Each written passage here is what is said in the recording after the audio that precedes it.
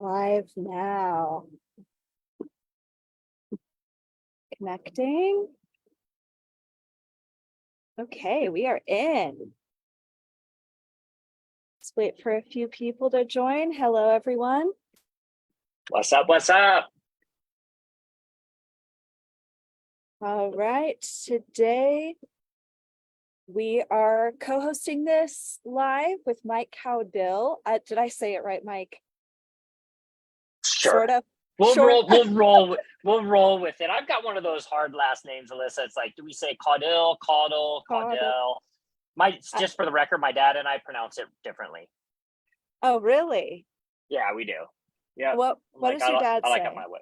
He says Caudill, and I say, well, he says Caudill, and I say Caudill. That's just how it rolls.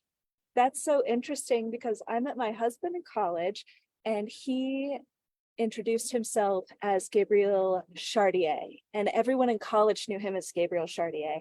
And then I went and I visited his family and they said, "Hi, it's nice to meet you. I'm Alan Azusan Chartier." And I had exactly right.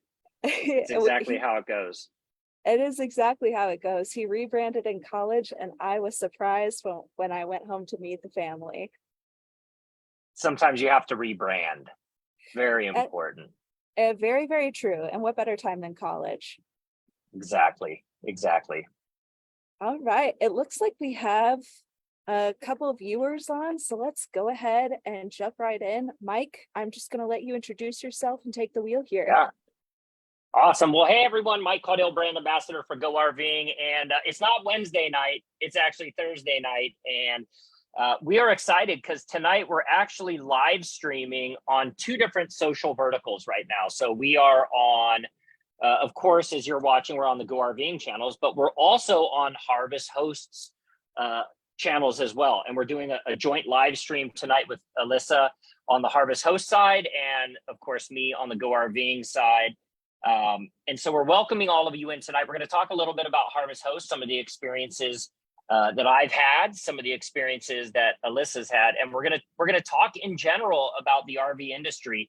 And it's a conversation that I've been looking forward to for this specific point for tonight. So Alyssa is new to RVing, and I've been RVing since I was 6 years old. So we're going to talk about some of those fun things. You guys are going to get to see me in my glorious glasses because I need to be able to read some of the questions, but we're looking forward to a fun time. And we're going to be on for a while, team. So you might want to grab that afternoon glass of Chardonnay or your favorite Diet Coke and sit in and listen because we're going to have a lot of fun talking. Absolutely. I'm very excited about this. As we get started, go ahead and drop your favorite RV budgeting tip below. I'm going to randomly select one of you to win a gift card at the end of this. So go ahead and drop it in. Hey, I don't have anything to drop. What can I drop? I want to give somebody something. Just the RV that we're in. I can sign it from you too, Mike, if that would help. There, see? Now I feel like I'm part of the family. Okay, let's get started with everything. First of all, tell us a little bit about your RV background. I'm sure some of the viewers know, some of our Harvest Host viewers might be new. Yeah, so you and I were talking before we came on and we were sharing some of our background and history. And you know, I've been into the Go RVing family. They know that I've been RVing since I was a kid. And you know, they have that term like farm to table when it refers to restaurants and food. Well, I'm kind of like from the ground to the RV. Started in a tent with my family. We had a couple tents, and you know, we would take the family Ford LTD, which you're probably not familiar with what a Ford LTD was, but it was a Ford station wagon. And we would take that camping and we would roll our stuff out and we would camp in campgrounds all over the western part of the US. And at one point, you know, like I think we all do in the world of RVing, we go, you know what, I'm going to step it up. And so my mom and dad stepped it up into a Volkswagen Westphalia, 1982 Volkswagen Westphalia, air cooled, not water cooled, which is really important. And we spent time in a pop top. So, you know, the top pops open like this. And my sister and I just as little kids, spent time up there. And then as we started getting bigger and needing more space, one of us got kicked out to the tent. Not me, my sister. She liked being out in the tent. So we ended up doing that our entire childhood. In fact, my first car driving to and from school, I was the kid in the van. I was the kid that had a baby blue Volkswagen Westphalia. And then that just transcended. Went to college, went fishing, take my tent with me, and enjoyed all of that. And just from the time I was 6, have been around the RV industry world. And then when my wife and I got married, we bought a Keystone Cougar, which is still very, very much an amazing memory of not just the purchase of the RV, but everything else around it. It's what our kids learned to RV in. And then we moved on to a Thor Hurricane Class A, and then on from there into a Winnebago Forza, which is a diesel pusher. And so it's a pretty exhaustive history in the RV industry. And it's what I love, to be honest, it's what I love the most. I cover a lot of cars. I work heavily in the auto industry. And I always tell my colleagues in the auto industry, I know more about RVs than I do cars. Like, I can tell you all the ins and outs of what to do in the event of a slide that you can't get in, or any kind of a tip, trick, and hack from the campground. That's kind of what I've been doing all my life. So flip side is, you got to tell us how you got into it. Oh, goodness. I've been wanting to do this for a really, really long time. I started working at Harvest Hosts, just celebrated my year anniversary, actually. And I do all of the social media. So I'm out here seeing everyone's comments, seeing everyone's posts every day. And it just looks so fun. We lived in Atlanta and our rent was coming due. It was going up. We didn't want to buy a house there. We were like, what's the next step? What's the next iteration of our growth, I guess? Right. And we said, let's do it. Let's buy an RV and let's just live in it and see how it goes. Right. So we're one of those. I was talking to Patrick from RV Life actually about this, and he said, more people are buying RVs and just figuring it out as they go. It's nice, but the trouble about it is you are learning as you go. You're learning to empty the black tank for the first time, and it's a life or death scenario because that's where you're living. So that's kind of been our journey. We've lived in it since late February, and we're in a 26-foot Airstream 2007. Got some miles on it. Super cool. Yeah, that's super awesome. Yeah, loving it so far. That's great. Let's dive right in. Budgeting. Obviously, we know that it's essential. What would you say your key budgeting areas are, and how do you approach budgeting when you're traveling in an RV? Yeah, so that's a wonderful question. And before I give you some actual numbers, let me throw out some interesting history and some current data points. So the average age of a new buyer in the RV industry right now has dropped significantly. And a lot of that is part and parcel to COVID. So the average age right now is about 32 years old for the new RVer coming into the industry. And per the RV Industry Association and Go RVing, they did a recent study. And in that study, they did kind of a cost breakdown of, if you were to load up your family, get on an airplane, travel to a hotel, deal with the airports, deal with restaurants, and deal with all the things that come along with airline travel and hotels, and how everything has to be so finite, that it was just so significantly cheaper or more affordable to actually be in an RV, whether you buy one, rent one, even though there's more of a finality to owning the RV, that there are some really incredible benefits to owning it. In fact, you can actually, in some instances, use your RV as a write-off. It's a tax write-off because it can qualify as a second home. So make sure you have a good tax person in your corner. But as it relates to actually budgeting out, I'll divide that now into two different categories. So there's the budgeting out if you want to buy an RV, and then there's a budgeting out for an RV trip.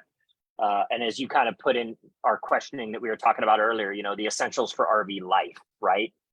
So I think the very first thing that I would tell anyone that is new into the industry is that before you set out on your RV trip for the first time, right? And we'll take you and your husband as an example. Before you set off on your first adventure, just go to a parking lot and learn how to back it up, learn how to drive it, kind of get everything spread out in an open mall parking lot early in the morning, and just kind of see where or in your driveway if you have a home, just see where everything's at, right? Know where your black tank is, know where your gray tank is, know where all your hoses are, get comfortable feeling where you're pulling them in and out. Know that before you hook everything up, that you don't want to pop your slide out. Leave your slide in. If you have a slide, hook everything up, then move your slide out so you're not diving in to crawl under it, right? So step one is become familiar with your RV before you hit the road so that you don't deal with issues when you get into your RV campground. And yes, something I wish we had learned a little bit sooner, because it really is one of those things that you need to iron out before you hit the road. It is, yeah, it totally is. And to now dive into kind of the budgeting aspect of RV life, there's different types of RVers, and you and I were sharing kind of some interesting anecdotal stuff before coming on today.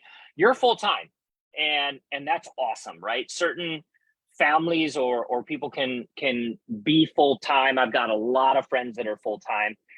In my case, we're not full-time, not necessarily by choice, but I've got a 16-year-old, I got a 13-year-old. They're into sports. They're thinking about college. My responsibility as their dad, and my wife, Flora, is to make sure that those kids are set up for success in the future, right? So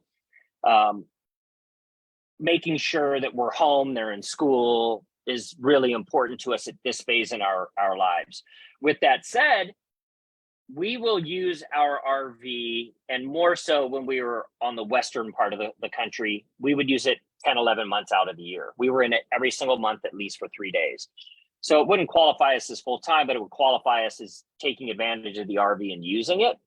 So just in general, Alyssa, when you think about budgeting it out, there's different ways to consider that discussion topic. If you're going to budget out a week, you're going to want to take into consideration the food that you're going to have, the fuel that it's going to take to get there, the items that you're going to need in your RV, how much do you have to pack? Those are all things that you just want to do all your pre-planning on to really decide what your budget is. Yeah, absolutely. So let's kind of dive into that further. If you're heading out for a week in your RV, what are you doing to cut back on costs and make sure that you're staying within that budget? Yeah, so one of our big discussion points with Go RVing, and we've done a couple different videos on the Go RVing website. And by the way, if you're just tuning in, especially if you're on the Harvest Host side and you're not subscribed to Go RVing social channels, make sure you go over and hit that subscribe button. And the same thing for those on Go RVing. And we're going to get into some fun details about what Harvest Host does. But as you think about your RV experience, and you think about budgeting things out, and you think about those steps that are necessary with your RV, you really want to make sure that before you set out on any trip, you're doing the pre-planning. So we don't have necessarily a checklist that we go through, but we do kind of think about how we plan things out. And that involves actually bringing the RV home 3 or 4 days before we're going to leave, and just spending a little bit of time. That my wife always kind of laughs at me, but if we've had the RV in storage or at our location that we store it for about 3 or 4 weeks, when I bring it back and I put it in the driveway, I actually grab my cup of coffee in the morning before the kids get up, and I'll just come sit inside and look at my phone and I start thinking about the things that I always forget when I'm out there on the road. And so that's kind of the approach that we take with ours, is that we kind of figure out, all right, where are we going to go? What are we going to do? How long are we going to be there? And then we actually plan in while we're there to get away from the RV sometimes. Maybe we're going to go find a restaurant to eat at, or we're going to go do something from a hiking standpoint or amusement standpoint with the kids. So we try and plan everything out as far as what our food, it's really for us predicated a lot around food. Yeah. And oh, did I freeze? Nope, I froze. Okay. I was just. Yeah. Your freezing is very beautiful, by the way. I love the little hands. No, it's really interesting. I think something that we've come up against is you're in all of these beautiful places and you're feeling very celebratory, right? Like right now we're in Utah, and we're at Moab, we're going to Arches every day after work. It's so beautiful. And we want to celebrate. We want to get the ice cream. We want to get the pizza. So taking that into account, and when you go to City Market, which is the store out here, building that in, because you're going to want to do it. It's vacation is all about spontaneity. It's all about celebration. So as you're budgeting, say, hey, let's just preemptively get this stuff at the store instead of going out, buying pizza, buying ice cream cones, all of that good stuff. We can still enjoy it because it's already in the fridge. Yeah, no doubt about it. And especially with a 16-year-old and a 13-year-old, every single ice cream truck, every single candy store, every single, place that sells any amount of sugar, it's like, hey, daddy, hey, daddy, hey, daddy, hey, daddy. And you're like, whoa, like you have to pump the brakes. And I think that's, you're bringing up a really good point. And I'd like to, after this, kind of come back to you and your full-time experience with some questions around planning things out. But just in regards to eating in the RV, you're so right. It's easy to be celebratory. It's easy to have that cocktail in the afternoon. And it's amazing, but I really love my exercise. And I know last year we did 27 days on the road where we were bouncing every 3 to 4 days. And it was like hamburger, hot dogs, Coke, like sugar, dessert, ice cream. And it was like repeat, rinse and repeat.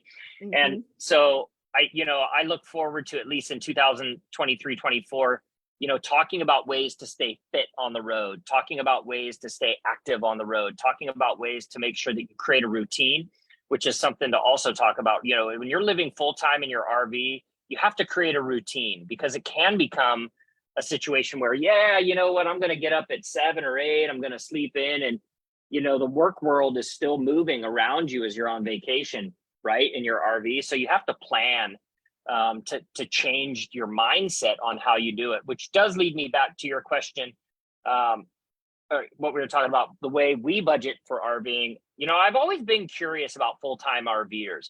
Like, do you have enough storage? Do you have to go to the grocery store more frequently because of space? Or have you found that you are able to live more minimally in your RV because you're in it full-time? I'd say we're able to live more minimally. We definitely do have to go to the grocery store more, which leads to more impulse purchases. So are we really saving on groceries? It's a little bit hard to say. One of the methods that I use, because I'm big on beautiful packaging, is I try to hit those minimal stores, like Aldi, just getting the basics out there. What do they have? Like 5 desserts that you can choose from. So you're really cutting back on your costs there. And that's how we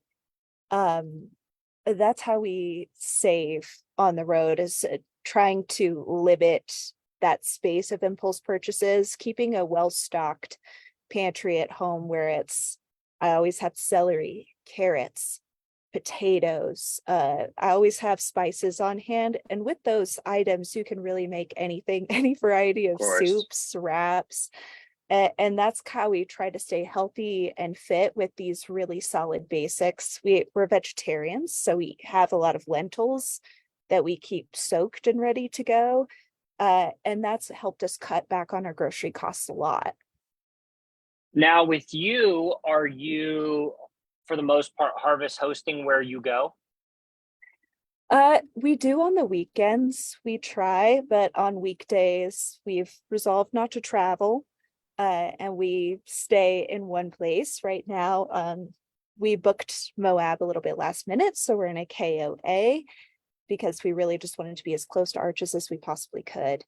But we are harvest hosting on the weekends, and it does help us save a lot of money there, because a wine falls into the grocery budget. It doesn't fall into the travel budget, and that's right. Yeah. And it feels better to support small businesses that way. You're kind of putting back into the local economy, which is a tough thing for RVers, right? You're shopping at the big chains, you're kind of going through and doing the touristy things. So if you're able to give back to the local community in some way, that's always a win. Yeah, and that's not to jump too deep into the harvest host side of what you all do, but for those on the Go RVing side that are not entirely familiar with harvest host, I think it's important for you to explain what it is you do, and I can tell, after that, how we utilized it last year, because what you just said a minute ago is really, really important, and that is buying local. And I think Harvest Host is an organization, a company that is really dedicated to the mentality of localizing, right? Whether you're camping on somebody's personal property, or contributing to their company because you're on their company lot. I think there's something interesting. Tell everyone, at least on our end from the Go RVing side, tell us a little bit more about Harvest Hosts. Yeah, howdy everyone on the Go RVing side, by the way. It's great to connect with you. Harvest Hosts is a membership program, an annual membership program where you can RV camp at wineries, breweries, farms, zoos. Recently, we added some drive-ins. It's totally free of cost to stay the night. There are no camping fees. We do ask that you patronize the business. But other than that, it's just 100 plus, depending on the membership tier that you choose, a year to access over 4,000 locations across the US. It's a great option when you're trying to either stay local and try to get some new experiences. One of our taglines is stay local, venture far. Or if you're traveling and you need something in between. For those of you who are only traveling maybe 3 weeks out of the year, right? You want every second to count and you want to get the most bang for your buck. So Harvest Host allows you to do that. If you're headed to Yellowstone, we've got a lavender farm on the way. So you're staying the night, you're already immersed in your vacation, and you're saving a lot of money. That's what I love about it, and I love working here. That's so cool. I'm going to go back to something that I totally missed. You had a question for me, and I totally didn't give you the answer that I was in my head going to give you.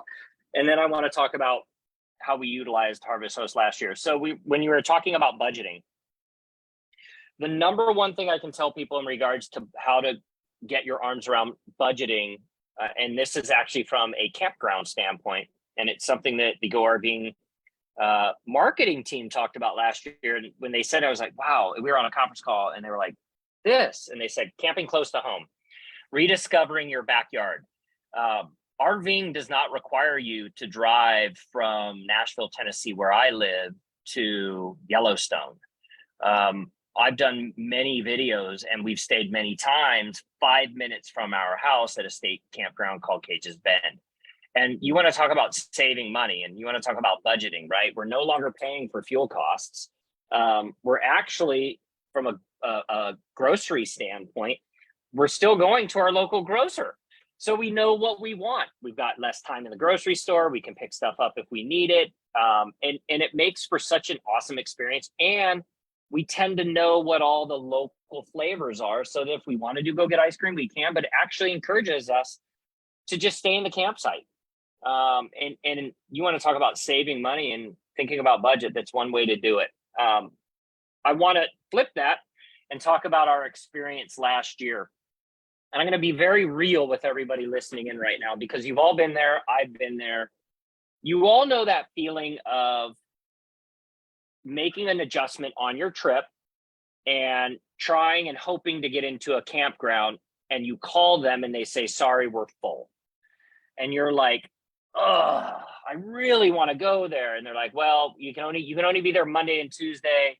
But you're going to have to, you're going to have to vacate Wednesday and you're only coming in Tuesday. We've all been there. That's part of what RVing is all about, is when you are making a spontaneous and fun change to a location.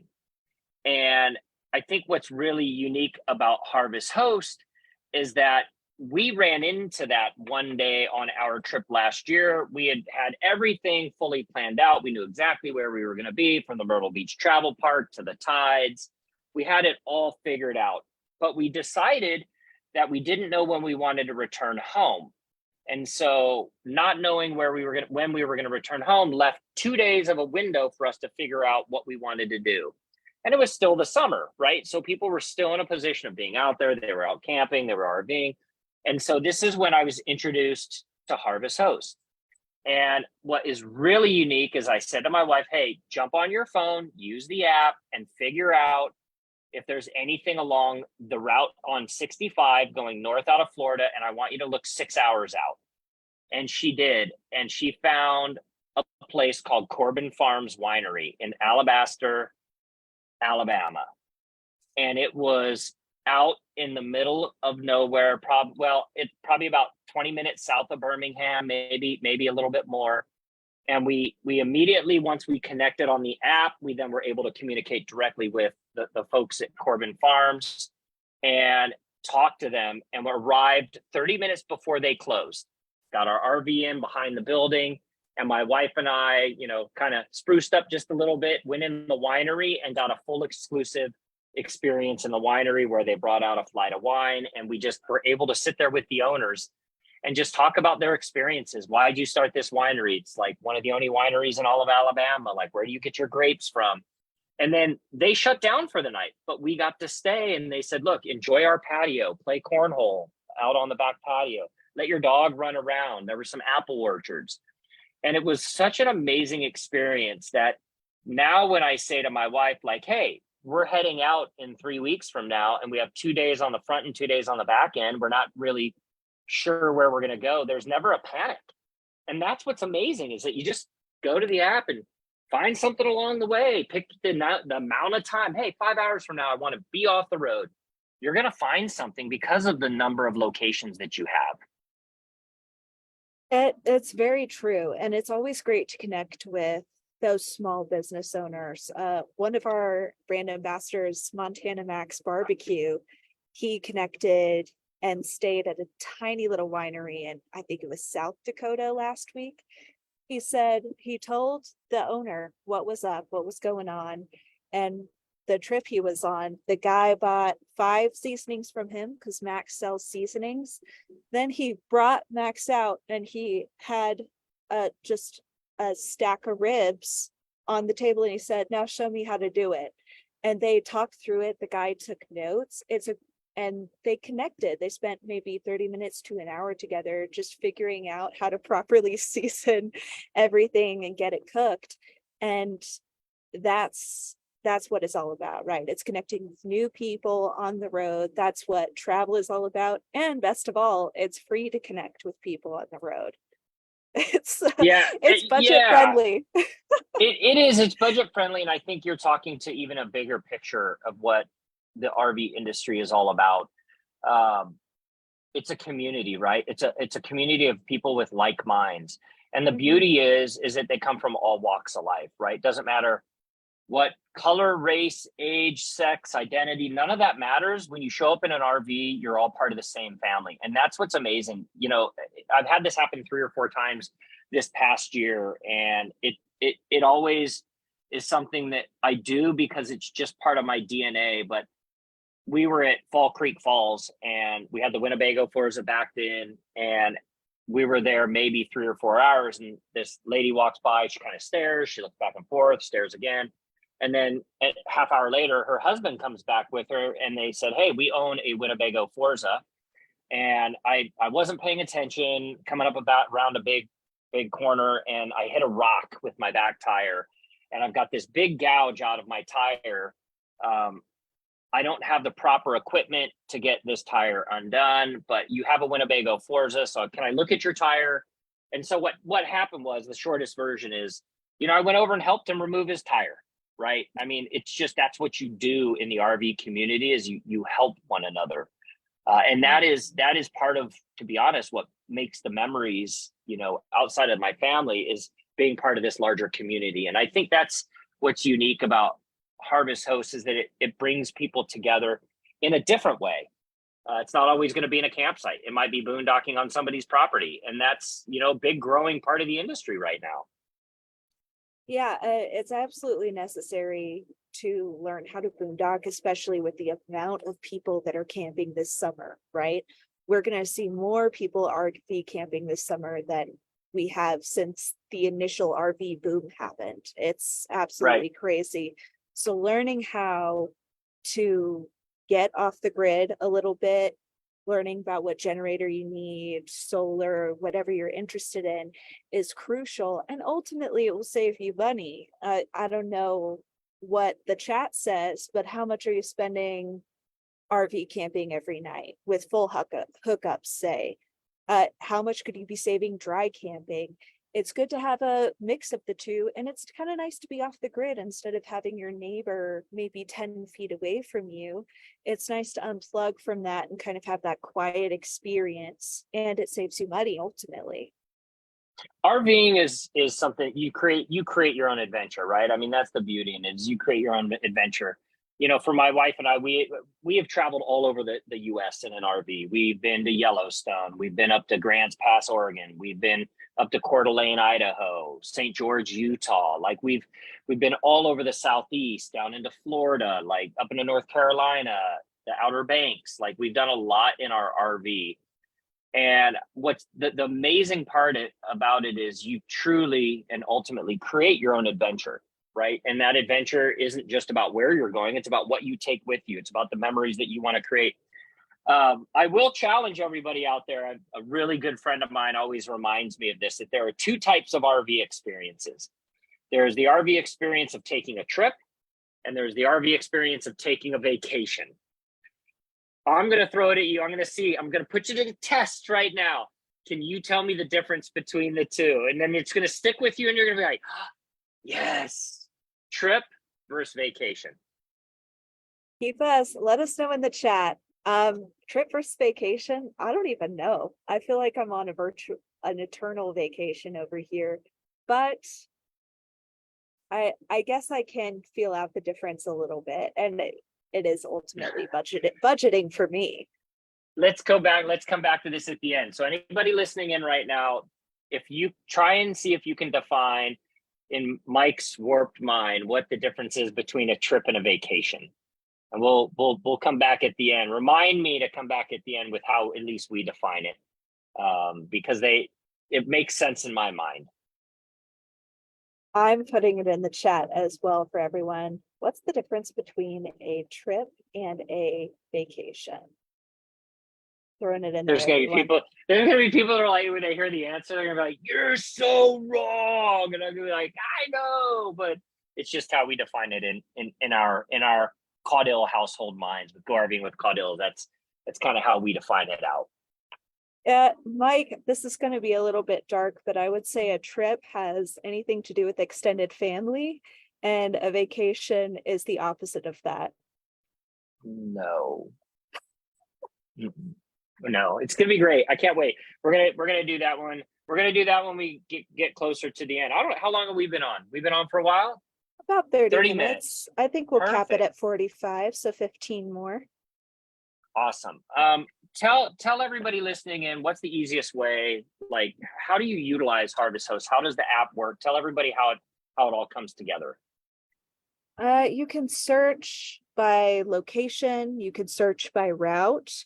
That's the feature I use most often because I like to use it in between. So you download the Harvest Host app. If you want to upgrade, we also have Boondockers Welcome, which is private land and properties, versus Harvest Host, which is public, or not public, but small businesses. So that's we search by route, and it'll tell you with these little icons what's on the way on your route. So we've got a winery icon, we've got a brewery icon, attractions. You can go ahead and click that. We've got desktop, we've got mobile, and go ahead and put in a stay request there for the dates that you like. The host is supposed to be back to you within about 24 hours, giving you more information and accepting your stay request. Then you pull in and park and enjoy the ride. I love it. I just used it in New Mexico, actually, at a winery, and got to meet a nice gentleman there, sampled some wines, spent the night, woke up to a sunrise over the mountains. It wasn't a bad way to spend the day. No, not at all. Definitely not a bad way to spend the day. In talking about budgeting, let's talk a little bit about maybe less on the planning around trip side. Tell us about your RV that you're in, and then I'm going to tell you about the RV that I'm in. Sure. I am in a 2007 Airstream Safari. It is 26 feet end to end with my husband and our cat. We bought it almost outright, and we're just paying off the last little bit here. And that's what we wanted to do. We wanted to buy something that was kind of within our means so we could go on and enjoy our lives. And it's been fantastic so far. We absolutely love it. The space, I don't think we could have gone any smaller than 26 feet. I know I see a lot of people out there in vans. If we have any van lifers on there, I'd love to hear your experiences, but I don't know if I could live in anything smaller than this. We're absolutely loving the 25-foot. What about you? And what are you Oh, pulling it with? a 2021 Ford F-250. Yeah, I'm the Super wrong Duty. person to ask. No, is it diesel or gas? Yes. Okay, so yeah, you are pushing a V10 under your hood, and it's a great truck to tow with. You got plenty of room on the inside. Super cool. I am going to pull you guys off of my tripod, and I am going to take you guys for a little tour because, as you know, we have the Winnebago Forza, but today we're down. I'm actually not in Nashville today. I didn't tell anybody that part. So you all know that I live in Middle Tennessee. Today, I'm down here in Huntsville, Alabama. And if you happen to be in the Huntsville, Alabama range, I'm going to be on, it is Huntsville. It is, what is it? What is it? I know, WHNT. It's a local television station, news station. I'll be on tomorrow morning, just talking about some fun stuff. So if you're in the area, check it out. Okay, so right now, I am in an Integra, and this is a 2023 Accolade. And the reason that we're in this today is because we're down here in Huntsville, and our RV is getting prepped and ready for our next adventure. And so to come down here, I had to stop at a local RV shop of some good friends of ours at Bankston Motorhomes. They let us come down and utilize this for today's. I wanted to have a good RV background for you, but you know what's amazing, Alyssa, is these things today have so much amazing stuff inside. Like I'm setting this down right now. This is actually the sleeper over the top of the cab. Oh, There's so wow. many, I know there's so many cool things. And I think it goes back to what I admire and respect what you're doing. And I love it because you're young and you and your husband are out enjoying life in an RV. And I'll say this with an abundance of sensitivity around COVID. Obviously, it shut down the world, and it was a very hard and trying time for everyone. For the RV industry, it was an interesting time because we were all talking about 6 feet of separation and social distancing, and the RV gave us all a way to have some amount of excitement in our lives, right? If you're at home, the day becomes kind of monotonous, and so for us, it was all about getting out in the RV, and it was all about exploring. And I think that's what's amazing. I know during COVID, we were seeing RV sales numbers peak. During that course, we were seeing certain locations where their numbers were up 82% in travel trailers. I know right now, as we sit here, I know the Keystone Cougar is up 27% year over year. So it's still such a great time to get into the industry and do that exploration. And I love what you and your husband are able to do. Thank you. And I totally agree. I think everyone should give this a try. You say you've been through RVing since you were 6. This was my first time stepping into an RV, and I absolutely love it. I'm trying to get all of our friends to do it now. It's underrated, and it's actually really nice because I think prior to COVID, a big chunk of the world considered this a retirees or a family sport, if you will, right? But now we have the millennials getting into it, and even some Gen Z are getting into it now. It's really interesting to see the turn of events. Actually, a report came out that the median age for buying an RV last year dropped 10 years. So we're seeing a lot of younger people get into it as well, and it's really, really fun. I would encourage anyone who's younger on here to at least give renting a try. Maybe Outdoorsy, one of our partners, they're fantastic. Go walk a lot, see what you like. Yeah, that's a great way to do it. We actually, when we moved to Tennessee, we sold our RV. And so we were RV-less for about a year. And it was, to be honest, really painful.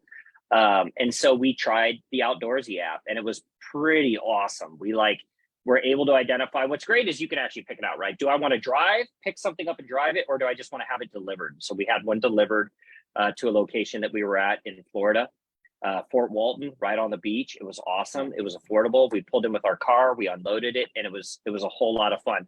You said something a minute ago about how all your friends are starting to get involved. So what's amazing for us is that when we moved, when my wife and I, my son is 16, my daughter's 13. When they were young, my wife was involved in a lot of, stroller strides and things in our community where she was meeting a lot of different families and women with kids of the same age. And then the husbands would get together, and, two of them ended up, now you fast forward 16 years later, two of them are my best friends. And what's amazing about it is that, and I'll actually name him on this, he'll never see this, but Chris Hoot, my best friend, we both went out and bought Keystone Cougars. We both went out and bought the same model year Keystone Cougar, 2002. So hard to find because they had dual bunks in the back. And so every year between Christmas and New Year's, we would line up about 4 or 5 of our friends, and everybody started getting into them. And we just created a daisy chain of campsites all connected together between Christmas and New Year's. And then in the fall, we would all go down to Coronado to Silver Strands, which is on Coronado Island. And we would have 16 to 20 different RVs, generational, all family. And we would have just a big, full, long 4-day weekend of fun. And again, it's all about that adventure you create, whether it's just you and your husband or with a group of friends. And there's so many different ways to do it. And of course, budgeting is, that's something you always have to be thinking about.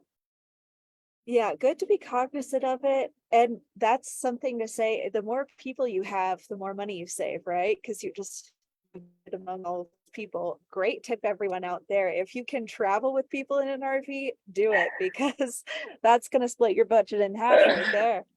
I know. My parents have always been like, hey, we're gonna jump in the RV and go with you. And I'm like, no, you're not.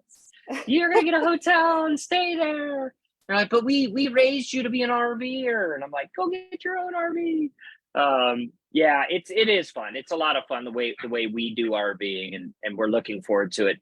We've mentioned to everyone on the Go RVing social pages that we're going to be at the Myrtle Beach Travel Park the first week of the year. We're encouraging anybody that follows to come by. I'll make sure I have a cold one ready for you, whatever that cold one may be. But yeah, we're excited about this upcoming summer. And we're definitely going to be, I think in 2 weeks from now, we're going to be harvest hosting on the front and the back end of our trip. And there's going to be no stress for us because we're going to be able to easily get in and out of a location and cut our trip in half. Fabulous. That's what I love to hear right there. And you're going to have a great time. Mike, I'm going to read some comments and we're going to chat through those. But before I do, plug yourself. Tell us where we can find you. All right. So there's a couple different places. We have a whole vertical channel on Go RVing's social pages and on their website. So all the tips, tricks, and hacks, things that we have done over the course of the last year. Every Wednesday, we do a live video on Go RVing's Facebook and Instagram pages. Yesterday, we did one on Mother's Day. By the way, anyone listening in right now, I'm going to remind you again, Mother's Day is this Sunday. So make sure that you take care of Mama with making sure she's showered in gifts and flowers and chocolates and all that stuff. But that's the first place. The second place is we have our own social channel. It's new. We just started it. It's called Go RVing with the Caudills. And we're on Facebook and we're on Instagram as well. And we use it so that we can, talk a little bit more depth sometimes about things happening in the RV industry. Of course, as a brand ambassador for Go RVing, we have a lot of hosted content over there as well. So we would love to have your support on Go RVing with the Caudills.